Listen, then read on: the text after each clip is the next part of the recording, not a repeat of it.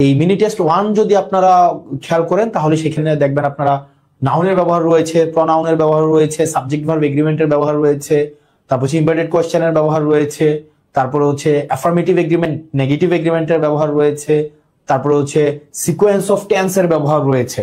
আপনারা আমাকে স্পষ্ট শুনতে পাচ্ছেন কিনা এবং দেখতে পাচ্ছেন কিনা? আর যারা এই ক্লাসটি মূলত কারা করবে, এই ক্লাসটি হচ্ছে যারা প্রতিযোগিতামূলক পরীক্ষার জন্য প্রস্তুতি নিচ্ছে, সেটা হতে পারে ভর্তি প্রস্তুতি, হতে পারে সেটা চাকরির প্রস্তুতি, চাকরি যে কোনো চাকরির পরীক্ষা, সেটা হতে পারে প্রাইমারি স্কুলের চাকরির পরীক্ষা হতে পারে, বিসিএস হতে পারে, ব্যাংকের পরীক্ষা হতে পারে, আপনাদের যে কোনো ধরনের বাংলাদেশের প্রতিযোগিতামূলক পরীক্ষার জন্য এই ক্লাসটি গুরুত্বপূর্ণ। আমাদের 6টা মিনি টেস্ট রয়েছে, 6টা মিনি টেস্টের মধ্য দিয়ে আমরা হচ্ছে ওভারঅল যতগুলো হচ্ছে আমাদের গ্রামারের টপিক আছে সেই টপিকগুলোর উপর আমরা হচ্ছে রিভাইজ হয়ে যায়। আমরা আজকে ক্লাসের উদ্দেশ্য কি? আজকে ক্লাসের উদ্দেশ্য হচ্ছে দেখেন আমরা নরমালি যে ক্লাসগুলো নেই সেগুলো হচ্ছে গ্রামার বেসড, আমাদের জিটিএম, আমরা গ্রামার বেসড এই ক্লাসগুলো করি। আমাদের উদ্দেশ্য হচ্ছে ইএসপি, খেয়াল করেন ইএসপি, স্পেসিফিক পারপাস আছে। মানে আজকে ক্লাসের পরে এমন না যে আপনি খুবই মানে স্পোকেন ইংলিশে ফ্লুয়েন্ট হবে, ব্যাপারটা এমন না, বা আপনি রাইটিং এ অনেক ভালো করবেন তাও না। আজকে আমাদের স্পেসিফিক পারপাস হচ্ছে আমরা গ্রামারটাকে সলভ করব। মানে স্পেসিফিক পারপাস, ক্লাসের স্পেসিফিক পারপাস হচ্ছে এটা, যে আপনি এই ক্লাস করে যে আপনি একদম কালকে থেকে হচ্ছে ফ্লুয়েন্ট আপনি লিখতে পারবেন, আপনি ফ্লুয়েন্ট বলতে পারবেন, বিষয়গুলো কিন্তু এমন না। ওই পরীক্ষায় আপনার প্রত্যাশিত পরীক্ষাটি, প্রতিযোগিতামূলক পরীক্ষায় যদি এই টপিক থেকে এমসিকিউ কোয়েশ্চেন হয়, আমরা কিভাবে সমাধান করব ওই বিষয়গুলো হচ্ছে এই ক্লাসে আলোচনা করা হবে। সিম্পল, এর বেশি কিছুই না।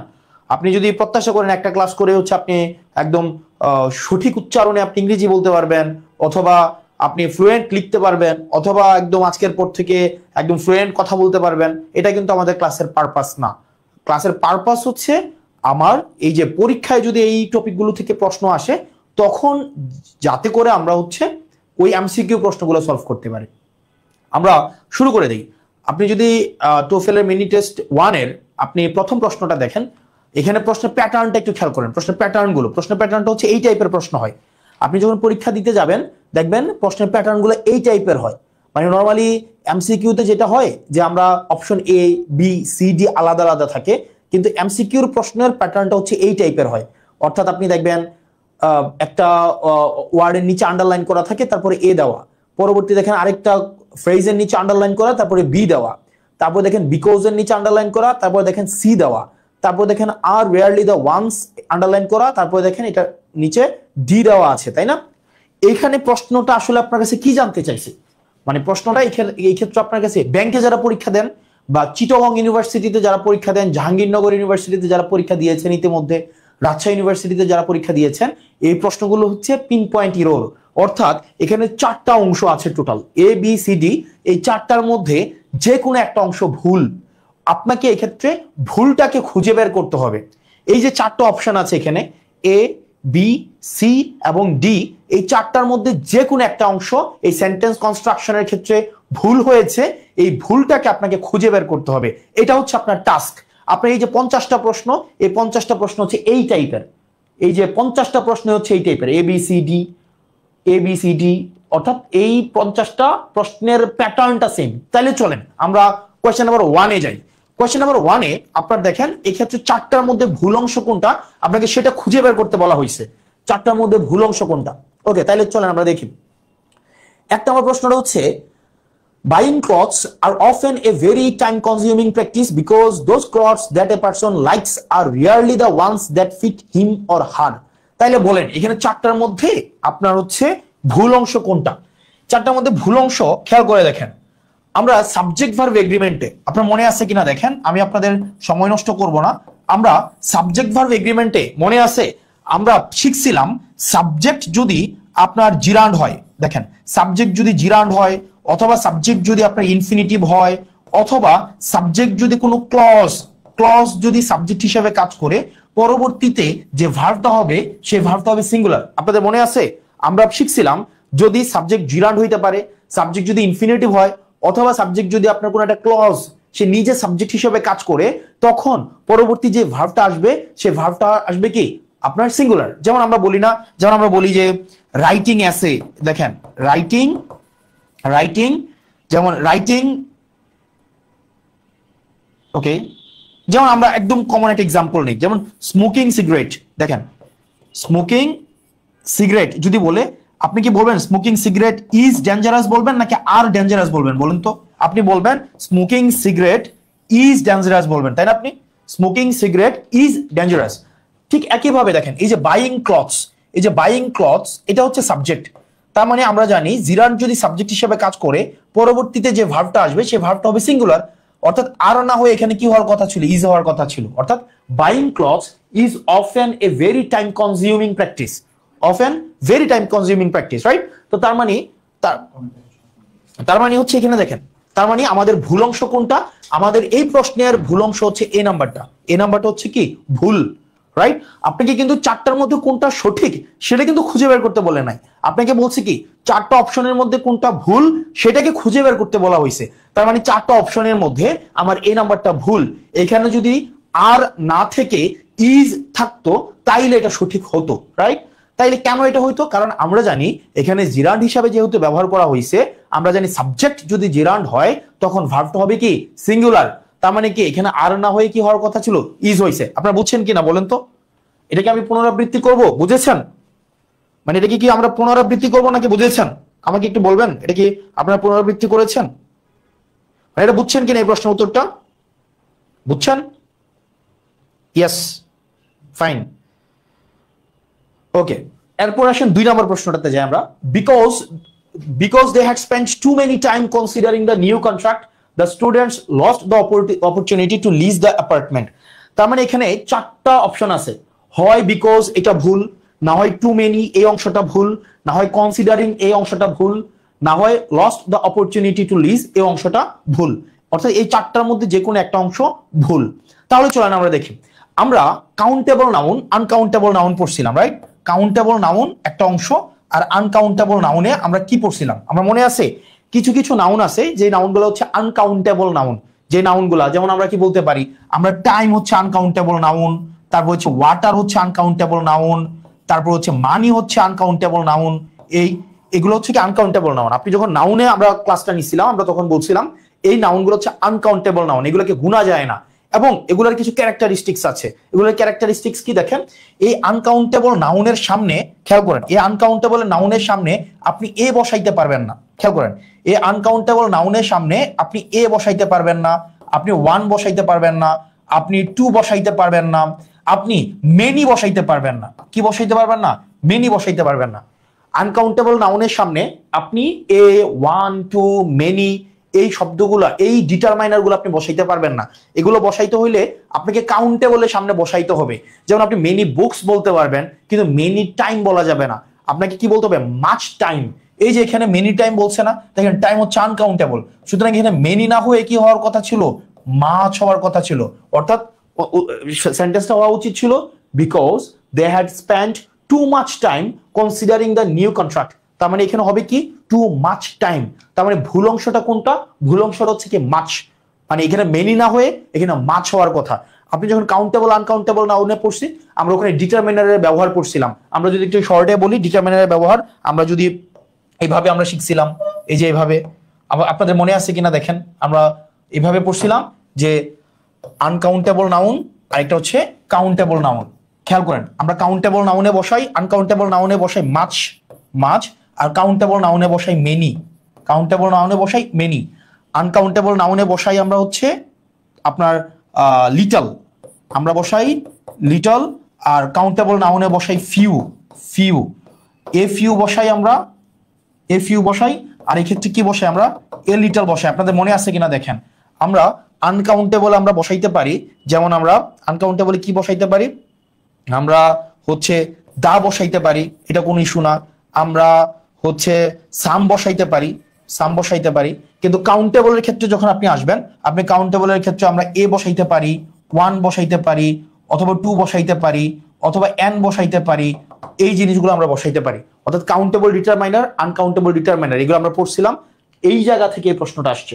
আপনারা বুঝেছেন কিনা আমাকে একটু বলেন তো, এই প্রশ্নের ভুল অংশটা কি বুঝেছেন আপনারা? এই প্রশ্নের ভুল অংশটা বুঝেছেন? এই প্রশ্নটার ভুল অংশ কোনটা এটা বুঝছেন নাকি বুঝেন নাই? এই প্রশ্নের ভুল অংশ কোনটা এটা কি বুঝেছেন আপনারা যথাযথভাবে? Okay fine. এরপর আসেন 3 নম্বর প্রশ্নটা, বলেন 3 নম্বর প্রশ্নের ভুল অংশ কোনটা? This televisions are all too expensive, এখানে কি ভুল অংশ কি দিস, এটা ভুল? খেয়াল করেন, এখানে কি দিস অংশটা ভুল, নাকি অল টু এক্সপেন্সিভ এটা ভুল, নাকি উই টু ভাই এটা ভুল, নাকি এট দিস টাইম এটা ভুল? কোন অংশটা ভুল? এই প্রশ্নটা আসছে আপনার পজিশন অফ প্রোনাউন থেকে আসছে, পজিশন অফ প্রোনাউন। তাহলে চলেন পজিশন অফ প্রোনাউন গুলা কি আমরা একটু একদম মানে সামারি দিচ্ছি, সামারি। মনে রাখতে হবে 1 নম্বর বিষয়, ভার্বের পূর্বে আমরা সাবজেক্টিভ ফর্ম ব্যবহার করব। ভার্বের পূর্বে আমরা সাবজেক্টিভ ফর্ম ব্যবহার করব। আবার আমরা ভার্বের পরে আমরা হচ্ছে অবজেক্টিভ ফর্ম ব্যবহার করব। দেখেন, ভার্বের পূর্বে হয় সাবজেক্টিভ ফর্ম, ভার্বের পরে হয় কোন ফর্ম? Objective form. ওকে, এরপরে আমাদের মনে আছে কিনা দেখেন তো, একটু রিভাইজ করেন, কারণ এখানে বেশিরভাগ হচ্ছে আপনারা সেকেন্ড টাইমের স্টুডেন্ট। এরপরে আছে দেখেন, আমরা ব্যবহার করি কি প্রিপোজিশনের পরে। আমরা যখন প্রিপোজিশনের পরে আমরা কি ব্যবহার করি? প্রিপোজিশনের পরে আমরা অবজেক্টিভ ফর্ম ব্যবহার করি, রাইট? কোন ফর্ম? Objective form. প্রিপোজিশনের পরে কিন্তু আমরা অবজেক্টিভ ফর্ম ব্যবহার করি, রাইট? আরেকটা হচ্ছে কি, আপনি প্রিপোজিশনের পরে আপনি অবজেক্টিভ ফর্ম ব্যবহার করা যাবে না যদি পরবর্তীতে আপনি ভার্ব প্লাস আইএনজি পান, তখন এটা অবজেক্টিভ না হয়ে এটা হয়ে যাবে পজিটিভ ফর্ম। কোন ফর্ম? Positive form. এগুলো হচ্ছে আমরা শিখছিলাম, আমরা যখন লেকচার নিয়েছি আপনারা তখন এগুলো আমরা শিখছিলাম। তার মানে কি, ভার্বের আগে সাবজেক্টিভ, ভার্বের পরে অবজেক্টিভ, প্রিপোজিশনের পরে হচ্ছে অবজেক্টিভ, তারপর হচ্ছে কি তোমার প্রিপোজিশন এবং ভার্ব প্লাস আইএনজি যদি থাকে তাহলে মাঝে হবে তোমার কোন ফর্ম? Positive form. ওই যে সাবজেক্টিভ অবজেক্টিভ কোনটা? আই হচ্ছে সাবজেক্টিভ, মি হচ্ছে অবজেক্টিভ, মাইন হচ্ছে পজিটিভ, হি হচ্ছে সাবজেক্টিভ, হিম হচ্ছে অবজেক্টিভ, হিজ হচ্ছে পজিটিভ, এই বিষয়গুলো, রাইট? তাইলে চলেন আমরা একটা জিনিস দেখি। This televisions are all too expensive for, এই দেখেন ফর আছে, এই যে ফর আছে না, এই দেখেন ফর, এটা হচ্ছে একটা প্রিপোজিশন, তাই এই প্রিপোজিশনের পর উই বসছে, উই হচ্ছে কি সাবজেক্টিভ। আচ্ছা দেখেন, প্রিপোজিশনের পরে কি সাবজেক্টিভ হয় নাকি অবজেক্টিভ হয়? প্রিপোজিশনের পরে হয় অবজেক্টিভ ফর্ম। তাহলে প্রিপোজিশনের পরে যেহেতু অবজেক্টিভ হবে, তাইলে বলেন তো এখানে উই না হয়ে উত্তরটা কি হওয়ার কথা ছিল? মানে এখানে প্রিপোজিশনের পরে উই না হয়ে উত্তরটা কি হওয়ার কথা ছিল বলেন তো? এখানে প্রিপোজিশনের পরে যদি উই না হয়ে, মানে উত্তরটা কি হওয়ার কথা ছিল? মানে এটা কি হওয়ার কথা ছিল বলেন তো? এখানে ভুল অংশটা কোথায়? এখানে উই না হয়ে, প্রিপোজিশনের পরে উই না হয়ে কি হওয়ার কথা ছিল বলেন তো? উই না হয়ে হওয়ার কথা ছিল আপনার, উই না হয়ে আস হওয়ার কথা ছিল। এক্স্যাক্টলি, তার মানে এখানে উত্তরটা হওয়ার কথা ছিল this televisions are all too expensive for us to buy. তার মানে এখানে সঠিক উত্তর যেটা হবে, সেখানে উই না হয়ে এটা সঠিক উত্তর হওয়ার কথা ছিল কি আস, রাইট? তার মানে এই প্রশ্নের ভুল অংশটা কোনটা? এই প্রশ্নের ভুল অংশ হচ্ছে সি। এই প্রশ্নের ভুল অংশ সি, বুঝেছেন আপনারা? এই প্রশ্নের ভুল অংশ সি। তার মানে আমরা যদি দেখি, 1 নম্বর প্রশ্নটা কি রিলেটেড ছিল? সাবজেক্ট ভার্ব এগ্রিমেন্ট রিলেটেড প্রশ্ন ছিল। 2 নম্বর প্রশ্নটা ছিল তোমার কাউন্টেবল নাউন আনকাউন্টেবল নাউনের ডিটারমাইনার গুলো আমরা কিভাবে ব্যবহার করব সেটা নিয়ে। আর হচ্ছে তোমার 3 নম্বর প্রশ্নটা হচ্ছে আমার প্রনাউনের পজিশনটা কিভাবে হবে সেটা নিয়ে। প্রনাউনের পজিশন নিয়ে সামনে আরো প্রশ্ন আছে, আমরা সেই জিনিসগুলো দেখবো। এবার চলেন আমার 4 নম্বর প্রশ্নটা। Okay, after she had bought himself a new automobile she sold her bicycle. অর্থাৎ এই প্রশ্নটার হয় হ্যাড বট এটা ভুল, অথবা হিমসেলফ এটা ভুল, অথবা শি সোল্ড এটা ভুল, অথবা হার এই অংশটা ভুল। তাহলে চলেন আমরা দেখি। After she had bought himself, এই শি এর সাথে হিমসেলফ দিছে। তাহলে দেখেন তো আমরা কি জানি? আমরা জানি হিয়ার রিফ্লেক্সিভ প্রোনাউন হচ্ছে হিমসেলফ। এটা হচ্ছে হিয়ার রিফ্লেক্সিভ প্রোনাউন। আর শি এর রিফ্লেক্সিভ হচ্ছে কি আপনার, শি এর রিফ্লেক্সিভ হচ্ছে হারসেলফ। আই এর রিফ্লেক্সিভ হচ্ছে কি আপনার মাইসেলফ, তাই তো? তাহলে দেখেন এখানে শি এর রিফ্লেক্সিভ করে দিয়েছে হিমসেলফ। তার মানে এখানে ভুল অংশ কোনটা বলেন? এখানে ভুল অংশ কোনটা?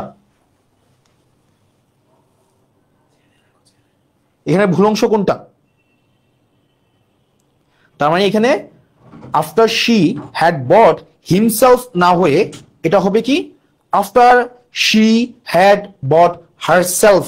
এটা হবে কি হারসেলফ। তার মানে সঠিক যদি দিতাম after she had bought herself a new automobile she sold her bicycle. Okay, এটা হবে হারসেলফ।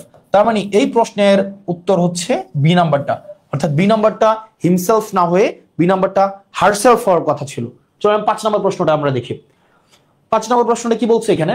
5 নম্বর প্রশ্নটা হচ্ছে the next important question we have to decide is when do we have to submit the proposal. খুব important একটা প্রশ্ন। দেখেন এখানের ভুল অংশ কোনটা আপনাকে খুঁজে বের করতে বলছে। আইদার এখানে ইম্পর্টেন্ট এটা ভুল হয়েছে, অথবা হ্যাভ টু ডিসাইড এটা ভুল হয়েছে, অথবা ডু উই হ্যাভ টু এটা ভুল হয়েছে, অথবা সাবমিট এই অংশটা ভুল হয়েছে।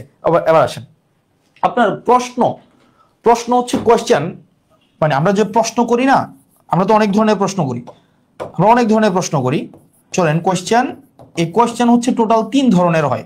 একটা হচ্ছে ইয়েস নো প্রশ্ন, আমরা যখন yes no question do does দিয়ে শুরু হয় বা অক্সিলারি দিয়ে শুরু হয়, এগুলো হচ্ছে আপনার ইয়েস নো কোয়েশ্চেন।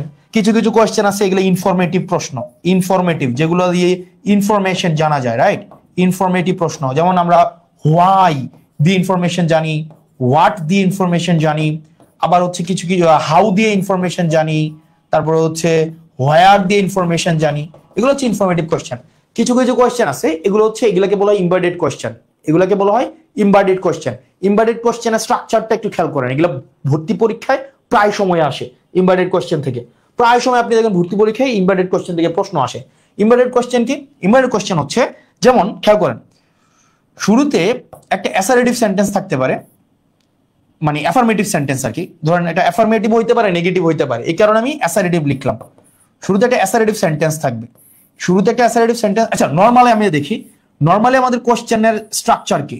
নরমালি কোশ্চেনের স্ট্রাকচার হচ্ছে একটা ডব্লিউএইচ কোশ্চেন আগে আসবে, ফাইন, তারপরে অক্সিলারি আসে, ফাইন, তাই না?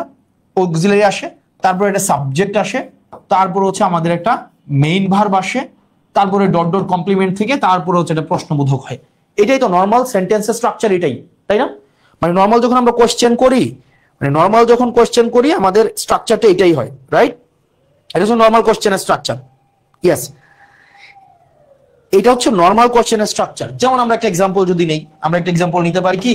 যেমন আমরা নিতে পারি একটা এক্সাম্পল, একটা ডব্লিউএইচ কোশ্চেন নিলাম হোয়ার, তারপর হচ্ছে অক্সিলারি হিসাবে নিলাম ডু, সাবজেক্ট হিসাবে নিলাম ইউ, আর ভার্ব হিসাবে নিলাম live, where do you leave.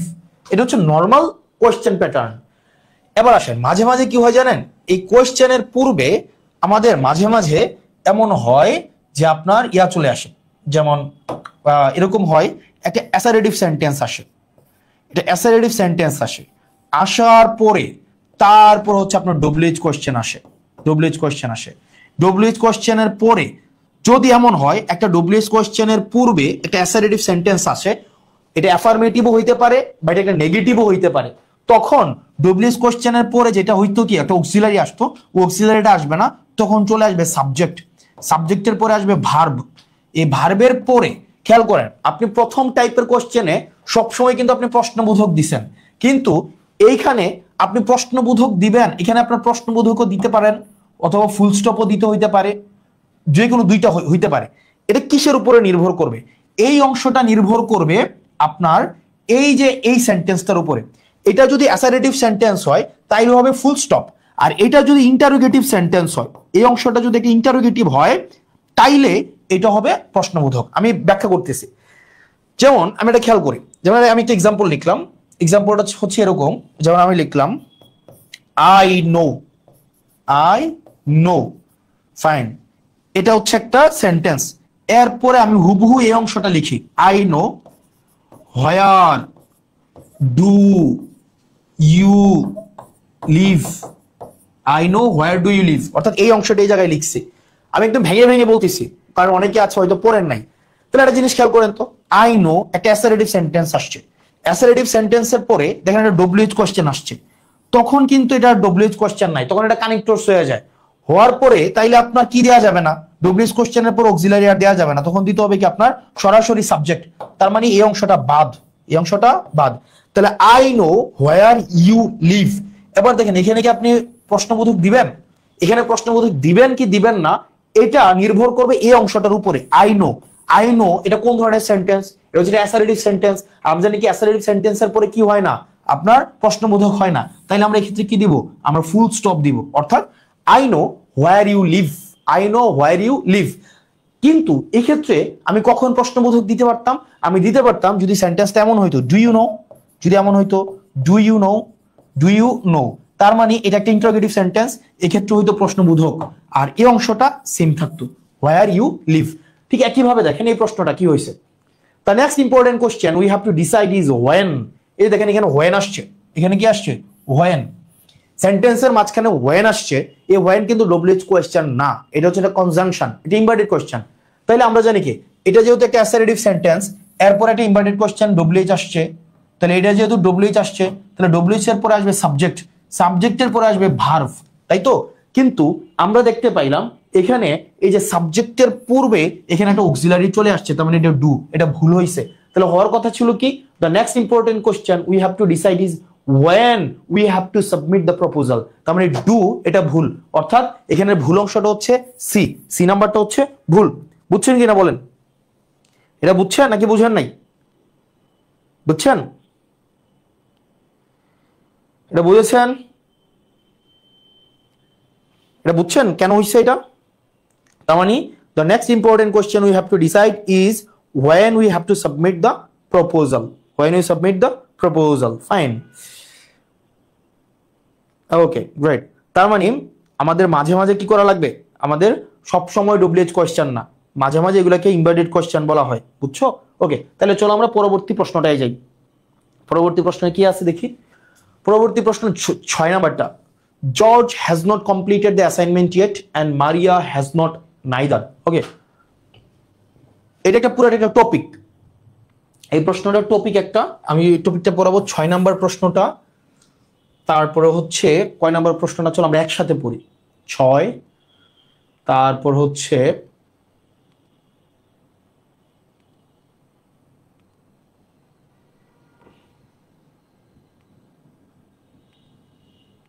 6 number প্রশ্নটা, 19 নাম্বার প্রশ্নটা, 6, 19 একটু মনে রাখো, 6, 19, তারপর হচ্ছে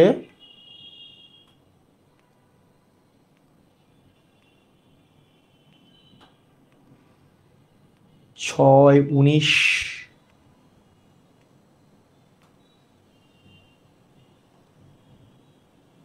35, 6, 19, 35, 36, 6, 19, 35, 36। ওকে, আপাতত আমি এই 4টা প্রশ্নই ধরি, হ্যাঁ, 6, 19, 35, 36। ওকে, 6 নাম্বার, 19 নাম্বার, 35 নাম্বার, 36 নাম্বার, এই প্রশ্নগুলা কি, এই প্রশ্নগুলা কোন ধরনের প্রশ্ন? এই প্রশ্নগুলো হচ্ছে অ্যাফার্মেটিভ এগ্রিমেন্ট অথবা নেগেটিভ এগ্রিমেন্ট এই রিলেটেড প্রশ্ন। খেয়াল করো, অ্যাফার্মেটিভ এগ্রিমেন্ট অথবা নেগেটিভ এগ্রিমেন্ট এই প্রশ্নগুলো কিভাবে হয় একটু খেয়াল করো, খুব মনোযোগ দিয়ে দেখো। এই প্রশ্নগুলো মাঝে মাঝে এমন হয় না, মানে একদম সিম্পল, আমরা মাঝে মাঝে বলি না এরকম যে, খুব সিম্পল দেখো, আমি বললাম I love to watch TV, I love to watch TV, আমি টিভি দেখতে পছন্দ করি, হ্যাঁ, আমার মাও টিভি দেখতে পছন্দ করে। তাহলে আমরা এটা কিভাবে বলি যে my mother also loves to watch TV, right? যেমন আমরা ছোটবেলায় এমন হইতো না যে আমরা আমাদের ভাই বোনদের সাথে ঝগড়া করতাম, হ্যাঁ, আমরা আমাদের বোনদেরকে বলতাম, ভাইদেরকে বলতাম তোরা একটা মারবো, তোরা একটা থাপ্পড় দিব, তখন ওই পাশ থেকে বলতো আমিও, কি বলতো আমিও। যখন আমি বলতাম যে আমি তোরা একটা থাপ্পড় দিব, ওই পাশ থেকে শুধু বলতো আমিও, এর মানে কি বোঝায়? এর মানে বোঝায় যে সেও আমাকে একটা থাপ্পড় দিবে, রাইট? দেখো, আমি টিভি দেখতে পছন্দ করি, হ্যাঁ, my sister also loves to watch TV, loves to watch TV, আমি টিভি দেখতে পছন্দ করি, আমার বোনও টিভি দেখতে পছন্দ করে। তাহলে দেখো সেন্টেন্সগুলো রিপিট হয়েছে, I love to watch TV, my sister also love to watch TV, এটা রিপিট হয়েছে। এই রিপিটেশনটাকে এড়ানো যায়, এই রিপিটেশনটাকে এটাকে অ্যাভয়েড করা যায়, এটা অ্যাভয়েড করার একটা প্রক্রিয়া আছে, খেয়াল করো। যদি এই সেন্টেন্সটা দেখো অ্যাফার্মেটিভ, এটা অ্যাফার্মেটিভ সেন্টেন্স হাবুদক, এই হাবুদকের সাথে যদি পরবর্তী সেন্টেন্সটা এগ্রি করে, মানে একই টাইপের সেন্টেন্স হয়, ওইটাকে বলে অ্যাফার্মেটিভ এগ্রিমেন্ট। অ্যাফার্মেটিভ এগ্রিমেন্টের একটা স্ট্রাকচার আছে, তাহলে চলো আমরা স্ট্রাকচারটা দেখি অ্যাফার্মেটিভ এগ্রিমেন্ট কেমনে হয়। অ্যাফার্মেটিভ এগ্রিমেন্ট 3 ধরনের হয়। একটা হচ্ছে ধরো অ্যাফার্মেটিভ সেন্টেন্স, অ্যাফার্মেটিভ সেন্টেন্স এটা ধরো বি ভার্ব দিয়ে শুরু হয়েছে, এটা বি ভার্ব দিয়ে শুরু হয়েছে, তাহলে এটা কিভাবে হবে? এটা হবে দুইটা প্রক্রিয়া আছে, আগে সাবজেক্ট হইতে পারে, আগে সাবজেক্ট হইতে পারে, তারপরে এই বি ভার্বটা রিপিট হবে, অক্সিলারি হবে, তারপরে হচ্ছে টু অথবা অলসো হইতে পারে, টু অথবা অলসো হইতে পারে, এটা একটা প্রক্রিয়া। আরেকটা হইতে পারে এরকম, শুরুতেই হবে কি সো হইতে পারে, তারপর হচ্ছে অক্সিলারি হইতে পারে, তারপর হচ্ছে কি তোমার সাবজেক্টটা বসতে পারে, সাবজেক্টটা বসতে পারে। যেমন আমি কেমনে লিখলাম, আমি লিখলাম যেমন আমি সুখী, আমার বোনও সুখী, এটা কি কিভাবে লিখবো? যেমন লিখলাম I am happy, I am happy. তাহলে দেখো এটাকে আমরা কিভাবে লিখতে পারি, আই এম হ্যাপি এটাকে দুই ভাবে লেখা যায়, কমা এই দুই পাশ দিয়ে দেখো। একটা হইতে পারে কি প্রথম অংশটা মাই সিস্টার, মাই সিস্টার, এই যে বি ভার্ব, কোন বি ভার্বটা, এই যে এ বি ভার্ব যেটা এম, তাহলে মাই সিস্টারের পরে কি হবে, মাই সিস্টার তার এম হয় না, ইজ হয়, মাই সিস্টার ইজ টু, অথবা মাই সিস্টার ইজ অলসো। অথবা এটাকে এইভাবেও লেখা যায় যে আই এম হ্যাপি সো, এরপর হচ্ছে অক্সিলারি ভার্বটা আসবে, তাহলে এম এর অক্সিলারি কি ইজ, এন্ড সো ইজ, তারপর হচ্ছে কি মাই সিস্টার, মাই সিস্টার। এটা হচ্ছে নাম্বার ওয়ান, এটা হচ্ছে একভাবে লেখা যায় যদি এটা কি হয় বি ভার্ব দিয়ে শুরু হয়। খেয়াল করো এটা যদি কি দিয়ে শুরু হয়, বি ভার্ব দিয়ে সেন্টেন্সটা থাকে, অর্থাৎ অ্যাফার্মেটিভ এগ্রিমেন্টে যদি শুরুতেই তোমার সেন্টেন্সটা হয় বি ভার্ব দিয়ে, তাইলে আমাদের প্রক্রিয়া দুইটা। প্রক্রিয়াটা কি, আগে সাবজেক্ট হবে, তারপর অক্সিলারি হবে, তারপরে হবে কি টু অথবা অলসো, টু অথবা অলসো, রাইট। যেমন I am happy my sister is also, অথবা মাই সিস্টার ইজ টু। আরেকটা হইতে পারে কি I am happy comma so is my sister, so is my sister. আচ্ছা এখানে যদি এম না থেকে এখানে ওয়াজ হইতো তাহলে কি হইতো, আই ওয়াজ হ্যাপি, তাহলে আই ওয়াজ হ্যাপি যদি ওয়াজ হইতো তাহলে এটাও কিন্তু পাস্ট হইতো। কিভাবে পাস্ট হইতো, এই পাশে যেই টেন্স থাকবে ওই পাশে একই টেন্স হবে, তাহলে এটা কি হয়ে যেত মাই সিস্টার ওয়াজ টু, অথবা কি and so was my sister. এটা হচ্ছে একটা প্রক্রিয়া। এবার দুই নম্বর প্রক্রিয়া আছে একটা, দুই নম্বর প্রক্রিয়া হচ্ছে কি, ধরো এখানের সেন্টেন্সটা অ্যাফার্মেটিভ একটা সেন্টেন্স, অ্যাফার্মেটিভ একটা সেন্টেন্স হইছে, কিন্তু এই অ্যাফার্মেটিভ সেন্টেন্সটার সাথে তোমার ও কম্পাউন্ড ভার্ব হইছে, auxiliary plus verb, compound verb. তাহলে কম্পাউন্ড ভার্ব মানে কি, কম্পাউন্ড ভার্ব মানে হইতে পারে কি হ্যাজ প্লাস ভি থ্রি হইতে পারে, অথবা হ্যাড প্লাস ভি থ্রি হইতে পারে, অথবা হইতে পারে কি ক্যান প্লাস ভি ওয়ান হইতে পারে, অথবা শ্যাল প্লাস ভি ওয়ান হইতে পারে, এরকম হইতে পারে অ্যাফার্মেটিভ সেন্টেন্সটা। তাহলে পরবর্তীতে স্ট্রাকচারটাও হবে দুইটা, পরবর্তীতে স্ট্রাকচার হবে দুইটা, শুরুতে হইতে পারে সাবজেক্ট, শুরুতে হবে সাবজেক্ট, এরপরে এই মেইন ভার্বটা এখানে হবে না, শুধু অক্সিলারিটা হবে, শুধু অক্সিলারিটা হবে, তারপর হবে কি টু অথবা অলসো, অথবা হইতে পারে কি সো, শুধু অক্সিলারিটা, শুধু অক্সিলারিটা, তারপর হইতে পারে কি সাবজেক্ট। অক্সিলারি কোনটা, অক্সিলারি বলতে আমি এটা বুঝাইতেছি, এই অংশটা বুঝাইতেছি, এই যে হ্যাজ, হ্যাড, ক্যান, শ্যাল, এই অনুযায়ী হচ্ছে এখানে অক্সিলারিটা হবে। তোমার এই যে V one, V three, V three, V one, V two এগুলা দেখার দরকার নাই।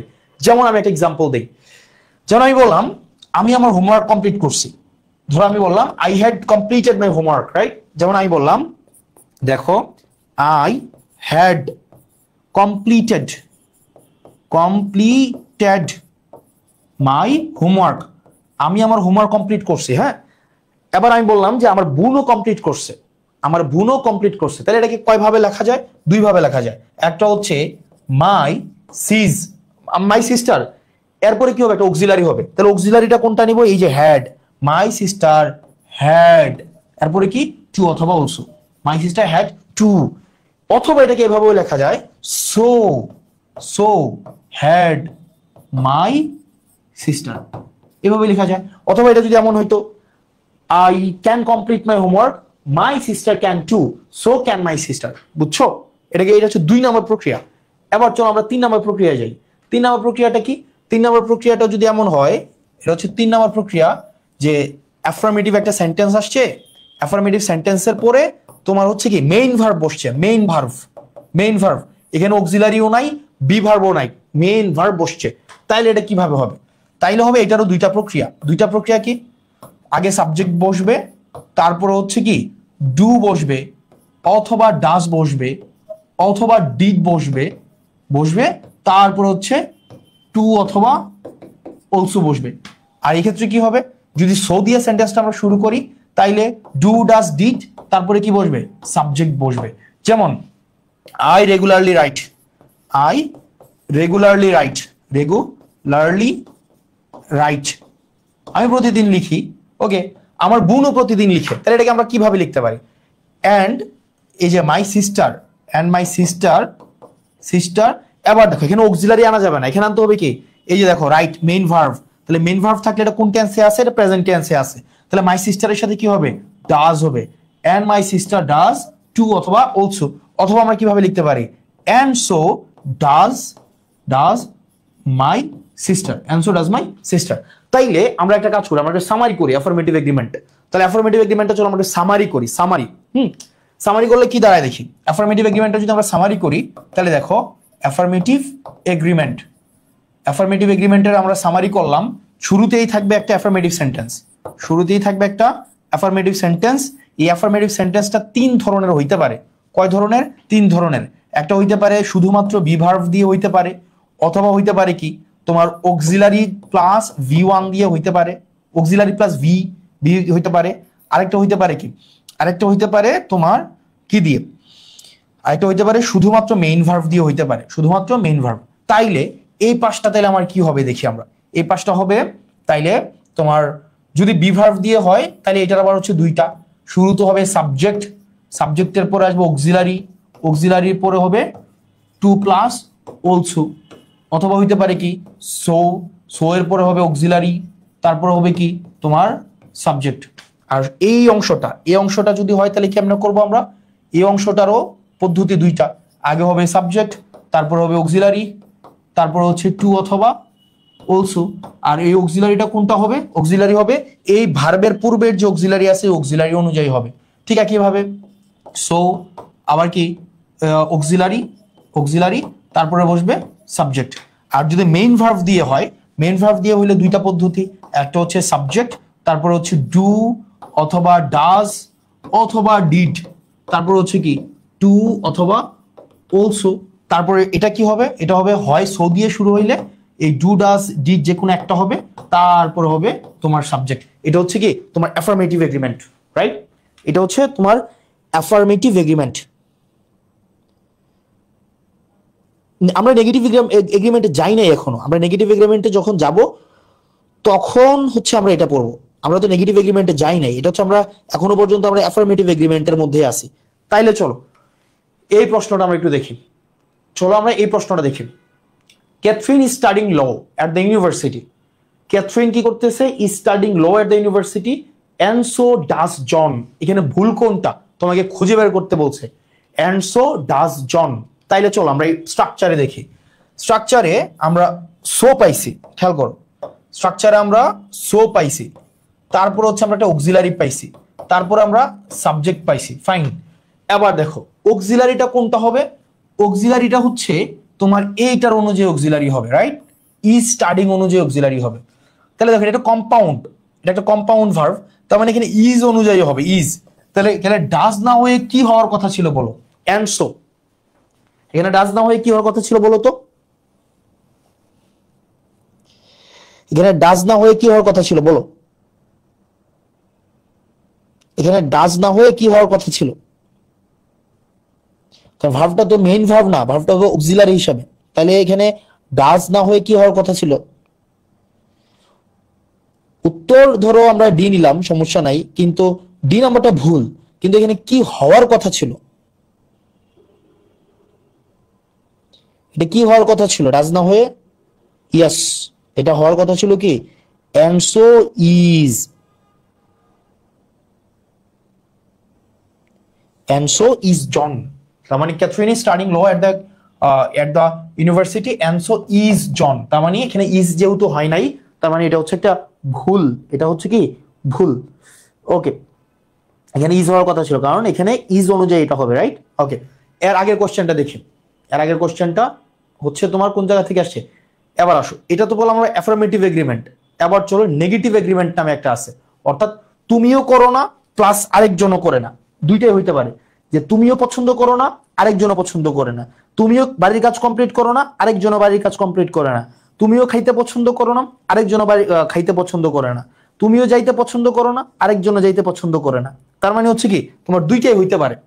মানে নেগেটিভ এতক্ষণ পড়ছি, তুমিও করো আরেকজনও করে, মানে দুইজনই একই কাজ করে, এটা হচ্ছে কি পজিটিভ এগ্রিমেন্ট, অ্যাফার্মেটিভ এগ্রিমেন্ট। আর এটা হচ্ছে তুমিও পছন্দ করো না আরেকজনও পছন্দ করে না। যেমন একটা সেন্টেন্স লিখলাম, আমি লিখলাম I don't love to watch TV, love to watch TV। আমি টিভি দেখতে পছন্দ করি না, আমার বোনও টিভি দেখতে পছন্দ করে না। এটার প্রক্রিয়া আবার দুইটা। এটার প্রক্রিয়াটা হচ্ছে কিভাবে দেখো, এটার প্রক্রিয়াটা হচ্ছে দুইভাবে করা যায়। অ্যান্ড মাই সিস্টার, আগে আসবে সাবজেক্ট, সাবজেক্টের পরে আসবে তোমার নেগেটিভ অক্সিলারি, তারপরে আসবে আইদার, তারপরে কি আসবে আইদার আসবে। খেয়াল করো এই নেগেটিভ অক্সিলারি কোনটা, নেগেটিভ অক্সিলারিটা হচ্ছে এখানে যে অক্সিলারিটা থাকবে এই অক্সিলারিটা এখানে যাবে, বুঝছো, সাবজেক্ট অনুযায়ী এই অক্সিলারিটা ওখানে সাবজেক্ট অনুযায়ী যাবে। আরেকটা হইতে পারে তুমি শুরুতেই দিবা নাইদার, এই নাইদার দেওয়ার পরে তারপরে আসবে একটা পজিটিভ অক্সিলারি, তারপরে আসবে কি তোমার সাবজেক্ট, যেমন আমি যদি একটু ভেঙে ভেঙে বলি, যেমন খেয়াল করো আমি বললাম আমি টিভি দেখতে পছন্দ করি না, জিমও টিভি দেখতে পছন্দ করে না, তাহলে আমরা কি বলবো, জিমও করে না, তাহলে সাবজেক্ট হচ্ছে জিম। এরপর আমি এই যে এখানের ইয়াটা আছে, এখানের যে নেগেটিভ অক্সিলারিটা আছে, চলো আমরা এখানে লিখে ফেলি। তাহলে আমরা লিখলাম জিম ডোন্ট, এরপরে লিখলাম আইদার, এখানে একটা ভুল হইছে। কেমনে ভুল হইছে দেখো, জিম যেহেতু থার্ড পারসন সিঙ্গুলার নাম্বার, তার মানে এখানে তো জিমের সাথে ডোন্ট বসাইতে পারবো না, তখন আমাকে কি বসাইতে হবে, জিম ডাজ নট আইদার। আর যদি আমি এইভাবে করতাম তাহলে আমরা কেমনে করব, আমরা করব নাইদার, তারপর আমরা কি নিয়ে আসবো, এটা এই অক্সিলারিটা আমরা কি পজিটিভ বানাবো, এই ডোন্ট কে আমরা যদি পজিটিভ বানাই তাহলে কি হয়, ডু হয়, নাইদার ডু, তারপর হচ্ছে জিম। এবার দেখো জিম তো হচ্ছে থার্ড পারসন সিঙ্গুলার নাম্বার, তাহলে তো এখানে ডু বসানো যাবে না, এখানে কি বসাইতে হবে, ডাজ বসাইতে হবে, তাহলে নাইদার ডাজ জিম। তার মানে দুই ভাবে করা যায়, এটা হচ্ছে কি তোমার নেগেটিভ অক্সিলারি, নেগেটিভ এগ্রিমেন্ট, তাহলে পজিটিভ এগ্রিমেন্ট ওভাবে করা যায় আর নেগেটিভ এগ্রিমেন্ট হচ্ছে এভাবে করা যায়, রাইট। তার মানে দুই ভাবে, প্রথমে আমরা সাবজেক্ট আনার পরে কি আনবো, নেগেটিভ একটা, আমরা যদি সাবজেক্ট দিয়ে শুরু করি তাহলে নেগেটিভ অক্সিলারিটা আনবো, তারপরে আমরা কি নিয়ে আসবো, আমরা আইদার নিয়ে আসবো। আর যদি আমরা নাইদার দিয়ে শুরু করি, শুরুতেই থাকবে নাইদার, তারপরে একটা পজিটিভ অক্সিলারি থাকবে, তারপরে থাকবে কি একটা সাবজেক্ট থাকবে, ফাইন, ওকে। তাইলে চলো আমরা এই প্রশ্নটা দেখি। আমরা এই প্রশ্নটা হচ্ছে কত নম্বর প্রশ্ন, আমরা প্রশ্নটা হচ্ছে এটা 35 নম্বর প্রশ্নটা। 35 নম্বর প্রশ্ন দেখো, হি is not driving to the convention in March and neither they are, তাহলে চলো আমরা দেখি, নাইদার দিয়ে শুরু হয়েছে, এটা কি দিয়ে শুরু হয়েছে, এটা নাইদার দিয়ে শুরু হয়েছে, ওকে। তাহলে নাইদার আসছে, নাইদারের পরে কি আসবে, একটা পজিটিভ অক্সিলারি আসবে, পজিটিভ অক্সিলারির পরে কি আসবে, সাবজেক্ট আসবে, ওকে। তাহলে নাইদার আসছে, ফাইন, তারপর একটা পজিটিভ অক্সিলারি আসার কথা ছিল, তার মানে এখানে পজিটিভ অক্সিলারি আসে নাই, এরপরে কি আসার কথা ছিল, সাবজেক্ট, তার মানে কি নাইদার দে আর না হয়ে হওয়ার কথা ছিল কি, নাইদার আর দে। বুঝছো কি বুঝো নাই বলো, এটা কি বুঝছো নাকি বুঝো নাই, বুঝছো? তার মানে he is not driving to the convention in March and neither, এটা কি বুঝছো, নাইদার, এটা কি বুঝছো নাকি বুঝো নাই বলো,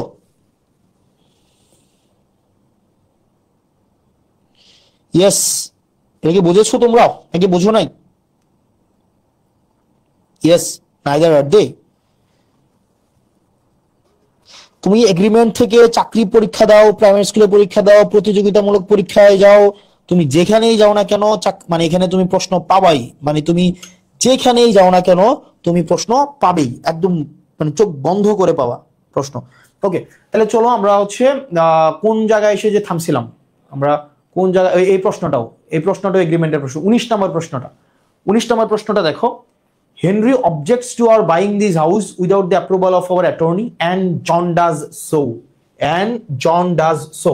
Okay, fine, তাহলে দেখি এটা হচ্ছে কি তোমার পজিটিভ এগ্রিমেন্ট। তাহলে পজিটিভ এগ্রিমেন্টের স্ট্রাকচার কি, পজিটিভ এগ্রিমেন্টের স্ট্রাকচার হচ্ছে দুইটা হইতে পারে, আগে হচ্ছে সাবজেক্ট হইতে পারে, তারপরে অক্সিলারি হইতে পারে, তারপরে টু অথবা অলসো হইতে পারে, রাইট, ওকে। আরেকটা হচ্ছে কি সো হইতে পারে, তারপর অক্সিলারি হইতে পারে, তারপর হচ্ছে কি তোমার সাবজেক্ট হইতে পারে। তাহলে চলো আমরা এই অংশটা দেখি, জন আসছে, জন হচ্ছে কি সাবজেক্ট, ওকে ফাইন, হইতেই পারে, সাবজেক্টের পর অক্সিলারি, এটাও হইতে পারে, তার মানে সাবজেক্ট অক্সিলারি, তারপরে টু অথবা অলসো আসার কথা, তার মানে এখানে সো আসছে, তার মানে টু অথবা অলসো আসে নাই, সুতরাং এখানে ভুল কোনটা, ভুল হচ্ছে তোমার ডি নাম্বারটা, বুঝছো নাকি বুঝো নাই, বুঝছো এটা কেন এটা হইছে, এটা সো নাম্বারটা ভুল কোথায়, কারণ সো এটা না হয়ে টু অথবা অলসো হওয়ার কথা,